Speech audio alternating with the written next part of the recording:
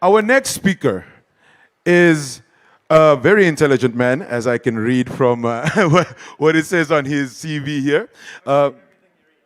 He says we shouldn't believe everything, just a little bit. Just believe a little bit of what you read. Okay, David over here, David Ansara, he is the Chief Executive Officer of the Free Market Foundation. Now, how many of you thought you were going to come today and listen to a bunch of CEOs also tell you about why Bitcoin and how this can help not only you, but also your societies? He is a well-known speaker and commentator and has, over the last 16 years, right, he's been part of various think tanks. And he's also been the executive director of the Center for Risk Analysis, as well as the South African Institute for Race Relations. Please put your hands together for the one and only David Ansara.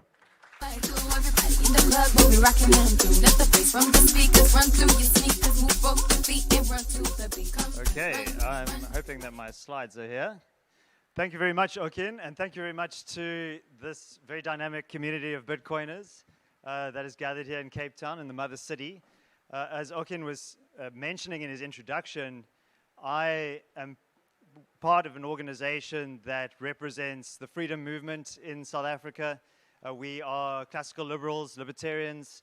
We're a think tank. We spend a lot of time analyzing public policy, trying to understand what are the dynamics that are really driving South Africa, and also advocating for the most important principle, which is freedom. That is our highest value as an organization. It's a political goal to strive for freedom, but it's also a moral imperative. We want to see, not only in South Africa, we want to see individuals who are self-directed, whose private property rights are respected, their freedom to trade and to move around, to exchange value with one another.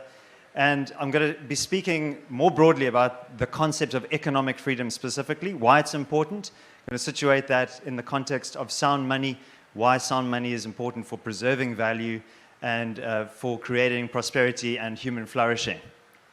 All right, so you may have seen that our central bank governor, Lesetja Kganyago, was recently at the World Economic Forum in Davos, Switzerland. He's a Davos man.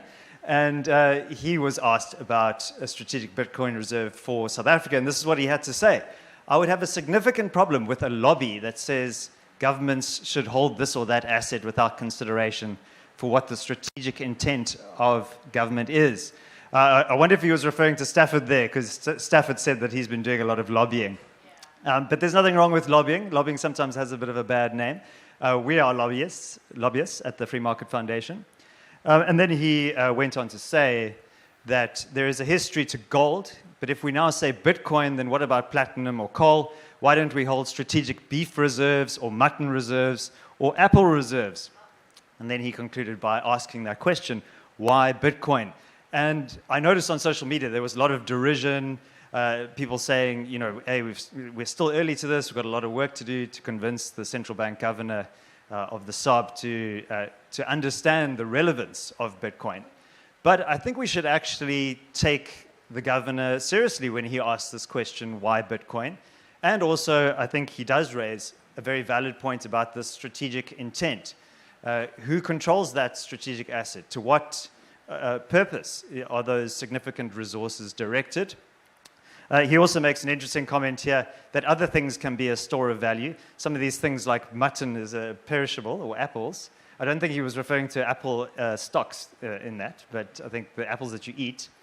But yeah, beef reserves, that's a store of value as well, and a medium of exchange. I know this because I recently paid Lobola for my wedding last year.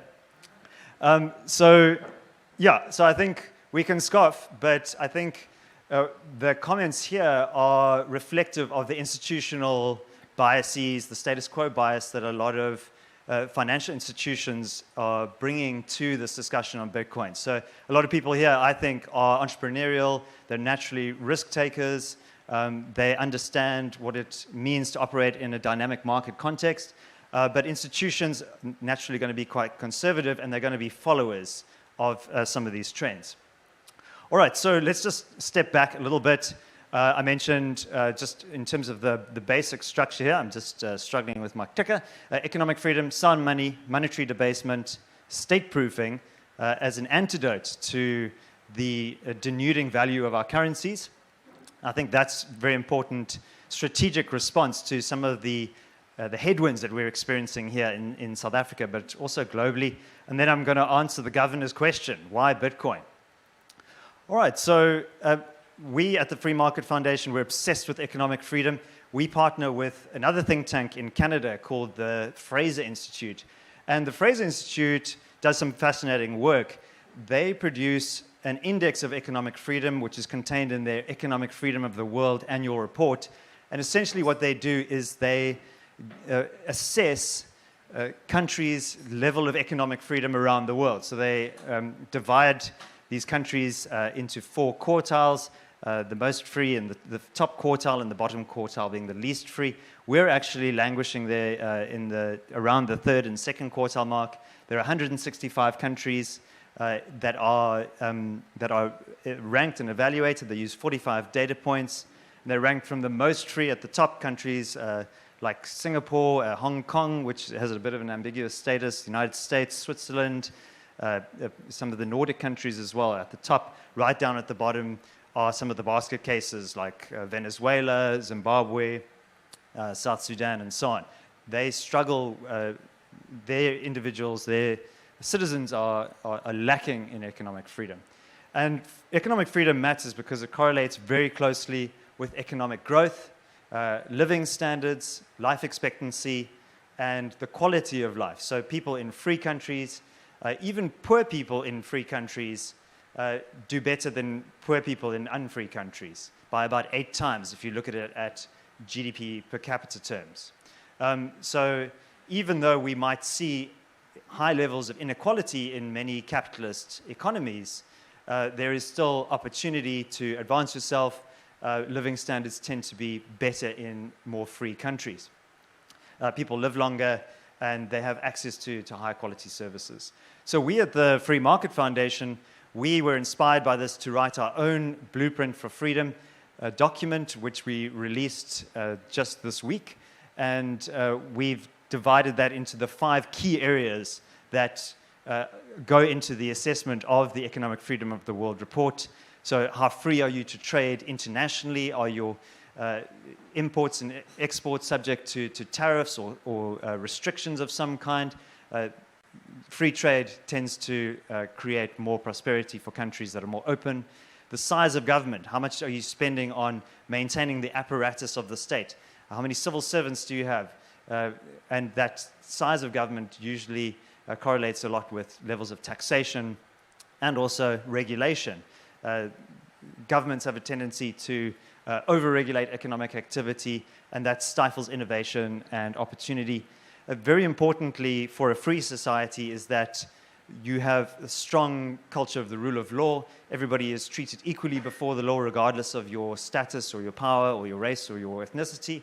And also that property rights are respected. Private property rights are the foundations, the building blocks for a free society. They're not only an economic imperative, but unfortunately here in South Africa this week, the president signed the Expropriation Act, which is going to do enormous damage to not only investor confidence and prospects for commerce in the country, but also for the basic rights of individuals. We at the Free Market Foundation take property rights very seriously. We have a social project called the Kaya Lum Project, where we transfer thousands of title deeds to low-income South Africans. We've transferred 17,000 so far, but we also care very much about sound money.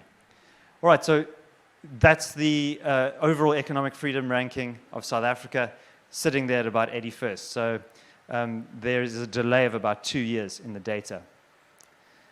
So I think just in terms of how this expresses itself in our socio-economy, I think very importantly, as South Africa's levels of economic freedom have stagnated, we've also seen a stagnation in GDP per capita terms. So this measures really the average wealth of an ordinary citizen of the country. And what I think is so striking is that from the 1990s, we saw a very steady increase in constant 2015 US dollar terms from about 4,200 up to just around 6,000 or 5,000, 6,000 mark. And that produced extraordinary dividends. There was upward mobility of people during this period, and that all came crashing down in 2008 with the global financial crisis, but also the ascendancy of Jacob Zuma to the presidency, and we saw a lot of these key measures of economic freedom being curtailed and infringed upon, an ever-growing state, higher regulatory burden, things like BEE, for example, mining legislation that hampered new investment. And so we've actually experienced a stagnation and then also a decline during the COVID lockdowns, which, as you know, were an acute infringement on people's basic liberties to run a business, to conduct their economic affairs. And so that average level of GDP per capita is on a steady decline. Just experiencing a bit of a lag here with my clicker. Yeah, and consequently, unemployment has also gone up. That's sitting at around 33% on the narrow definition. Youth unemployment is even worse. So we're dealing with some extremely onerous and damaging economic conditions, which are also having an effect on our society. So what is sound money specifically? And the Economic Freedom of the World report goes into this in some detail. They say that money is involved in nearly every transaction in an economy, so any unexpected changes to its value have a profound effect on people's ability to make their own economic choices. And if a government's monetary authority creates significant unexpected inflation, it makes money less valuable, expropriating property from savers. So I think we often, in a lot of the discourse around money and inflation in particular, there's this sense that inflation is just some kind of natural phenomenon, that is just kind of part of economic life as a byproduct of economic activity. But actually it relates very much to the money supply, and also reveals not only that prices are going up, but that the purchasing power of money is declining. And as the Freedom Report rightly points out, this is a form of property expropriation. So I think a lot of people are rightly concerned about the legislative developments that are happening around EWC, but there is a form of expropriation that is happening every day when you go to buy your groceries or any other goods, and that's the diminishing purchasing power of the money in your pocket. I showed you those 5 areas, the one being sound money. We're also sort of in the middle of the road there, and how they calculate this is through various metrics. So the growth of the money supply, the standard deviation of inflation, so that's not just are prices going up, but how volatile are those prices. So you see South Africa, although it has experienced a lower score here on the inflation metric, on the deviation of inflation, we're scoring significantly higher. And yeah, whilst certainly it is good to have more certainty on prices in terms of forward planning for businesses and individuals, but I think the key takeaway here is that money growth is increased, and also inflation continues to go up. And so when we think of this concept of monetary debasement, I'm always reflect on the words of the famous economist Milton Friedman. He says that inflation is always and everywhere a monetary phenomenon, in the sense that it is and can be produced only by a more rapid increase in the quantity of money than in output. And I think, often we have discussions around inflation. Russia invades Ukraine, and that has an impact on the price of wheat.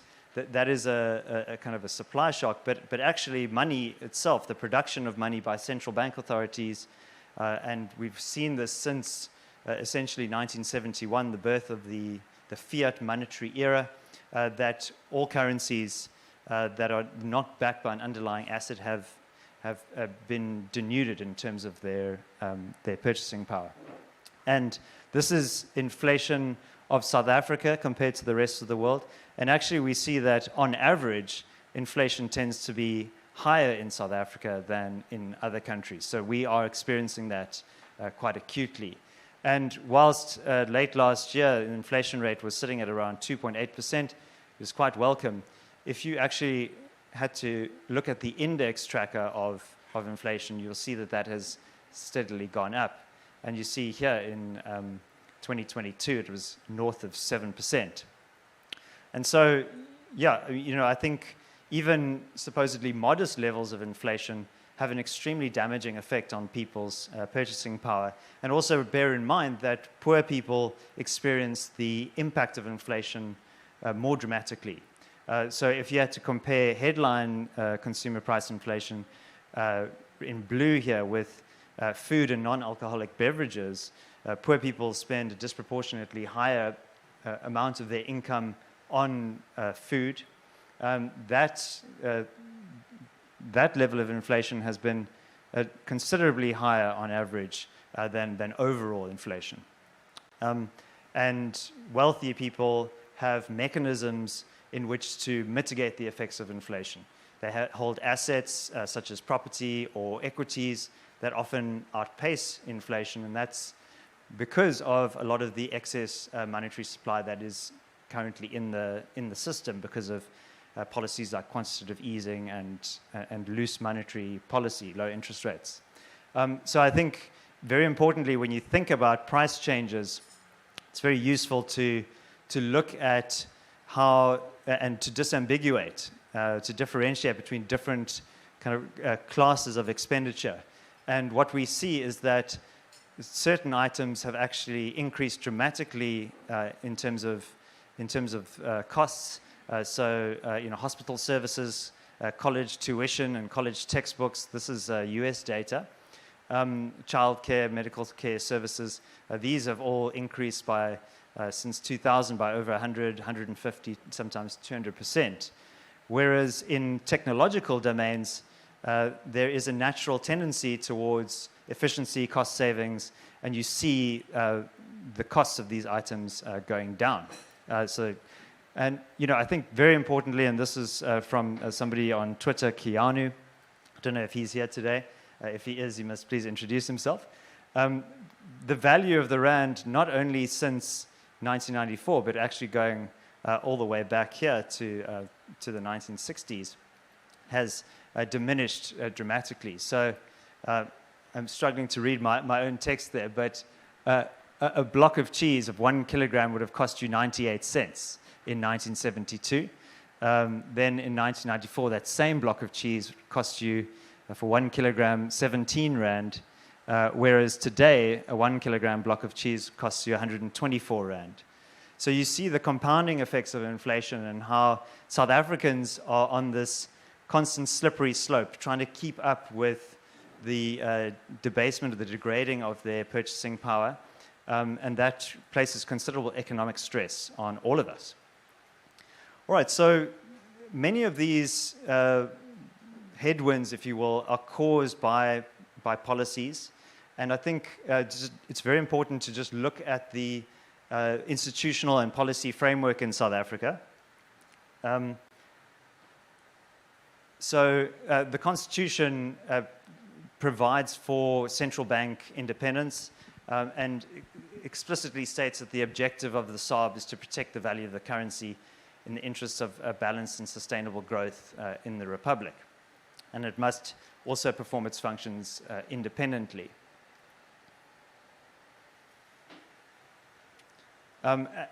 Whoops.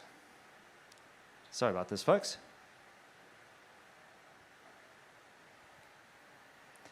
And then the SARB itself is also governed by legislation, the South African Reserve Bank Act, which gives the president powers to appoint governors, deputy governors, and also directors of the bank. And there are various other mechanisms, private shareholders, about 800 of them, 2 million shares issued. That is something of an anomaly. There are only about 11 central banks around the world that have private shareholding. And I think what's very important to realize with this is, although there are constitutional mechanisms that do guarantee central bank independence, ultimately a central bank is a political creation. money itself is actually an emergent phenomenon. Money has existed for a lot longer than central banks have existed. And what this does, and although we have something of a tradition in the democratic era of Reserve Bank governors being independent, ultimately they are subject to a political process. And that means that there is a mechanism by which politicians or other people with power can interfere in the money supply or subvert the independence of that institution.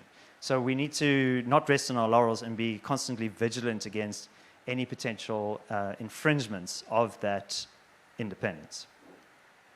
All right, and we do see political forces such as the economic freedom fighters actively campaigning on a policy of Reserve Bank nationalization. They tabled the Private Members Bill, the South African Reserve Bank Amendment Bill, which, as this news report says, aims to make the central bank a state-owned entity. So they want to exercise further political control over that institution. Right, and it's not just the economic freedom fighters. At its 55th National Conference, the African National Congress also adopted measures to say that whilst they appreciate the role of the Reserve Bank, they want to end this historic anomaly of private ownership, and also they want to implement monetary policy in a balanced manner, taking into account growth, employment, and exchange rate factors. So that means that there are other incentives, other political imperatives that they want to introduce into the management of the money supply in the country, and I think that that should set alarm bells. So just looking abroad, you may recognize this man's face. This is Alexei Navalny, and I want to just illustrate the extent to which interference within the financial system and within the money supply can often take place.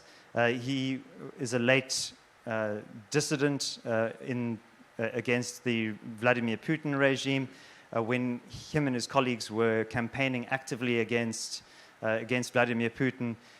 His organization, the Anti-Corruption Campaign, was locked out of all of the banks in Russia, and Navalny, had to tilt towards Bitcoin in order to raise money. So I think Bitcoin, what I think is very important about it is a way to circumvent the coercive power of the state in instances in which political authorities can abuse that power. And I think ultimately, unfortunately, Mr. Navalny was killed under dubious circumstances. But that showed the power, the ability to dissent and to resist. During the COVID pandemic, there was the Freedom Convoy in Canada. Canadian truckers were prevented from re-entering from the United States into Canada unless they could show proof that they had received a COVID vaccine. Many of them, rightly, I think, saw this as an infringement on their liberty and staged a protest, driving a convoy of thousands of trucks to Ottawa, the capital, to lodge their complaints. And along the way, they were raising money through platforms like PayPal and so on. These GoFundMe type systems were actually frozen by the Canadian authorities and the government. So even in liberal democracies, we've had instances in which peaceful civil disobedience can be throttled and curtailed by control over the financial system. And again, Bitcoin as a sovereign digital money, immutable, censorship resistant, was able to support the efforts of these campaigners and enable people to lend their support. This is a screenshot from a recent podcast, which I'd encourage you to listen to, where Mark Andreessen of Andreessen Horowitz, a well-known Silicon Valley investor, he warned about, during the Biden administration, how crypto and AI technology entrepreneurs were under threat of being debanked. Authorities that didn't like the kinds of business activities that they were investing in to actually threaten to close their bank accounts and freeze them out of the payment system. So, I think also we need to and I'll just briefly touch on this, be very skeptical of discussions around central bank digital currencies. I think there is a sense that government will still be the decider and the controller over these. And this gentleman works for, his name is Tim Masela. He is the head of National Payment System Department at Saab. And he said, you know, it's very exciting. We're talking about programmable money to work within certain parameters. We issued a CBDC and used it to assist poor people. Then we could program that money so that it can only buy bread and milk, but not booze. So, you know, perhaps there was more context to this statement, but I think there is a kind of a paternalistic undertone of control and a disrespect for people's individual liberty and their desire to choose how they spend their money. You know, so we were talking earlier about going into the cashless society. Cash may have its disadvantages, but it's also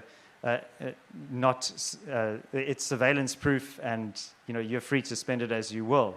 So I think Bitcoin has those qualities as well. And so I think we should differentiate in the conversation between digital currencies that are managed by a central authority, and I know Ernst from AfriForum is going to speak now about the importance of decentralization. So there's a difference between the CBDC narrative, which is essentially state-led, which is a permission-based technology, versus Bitcoin, which is permissionless. And I think we should be leaning more towards the permissionless side of it, the bottom-up emergent technologies. All right, well, I'm almost out of time. Well, I am out of time. I've abused my platform. But Warren Buffett back in 2017 said that, or 2018 said that Bitcoin is rat poison squared. I wonder if he's regretting not buying Bitcoin. I see he's sold off a lot of his equities and is now holding cash. But yeah, BlackRock CEO Larry Fink, he called Bitcoin an index of money laundering, but he was also at Davos this week saying that if you're afraid of the debasement of your currency, or you're frightened of the economic or political stability of your country, you have an internationally based instrument called Bitcoin that will overcome those local fears. So he's come around, and he's the CEO of the largest asset manager in the world, BlackRock. So I think when we talk about some of the risks that are facing us and the potential infringements on our freedom, I think Bitcoin, this is Gary Gensler, who's just been replaced. Bitcoin, I think, is an antidote to many of those problems. All right, well, technology is letting me down. I think we need a kind of a decentralized technical solution to two big PowerPoint presentations.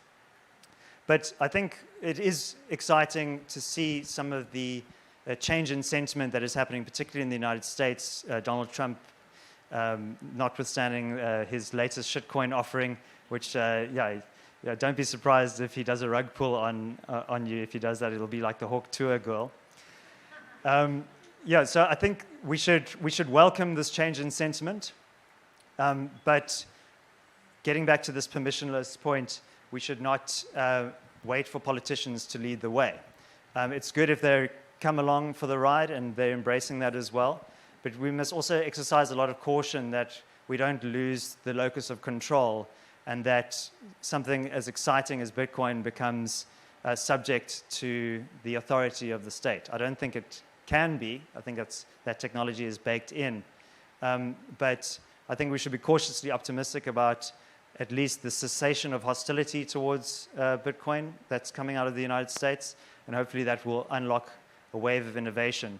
But also want you to think more critically about the South African context, the hollowing out of many of our institutions, and how we can start to build parallel institutions with bottom-up technologies, but also an attitude of self-sovereignty, taking those lessons from Bitcoin and saying, well, the other problems that we're facing in our society, like collapsing municipalities, broken infrastructure, other dysfunctions, how can we start to wrest power away from the state in the same way that Bitcoin has done in the financial system? And how can we use tools like Bitcoin to create maximum leverage for freedom? Thank you. That's all I have.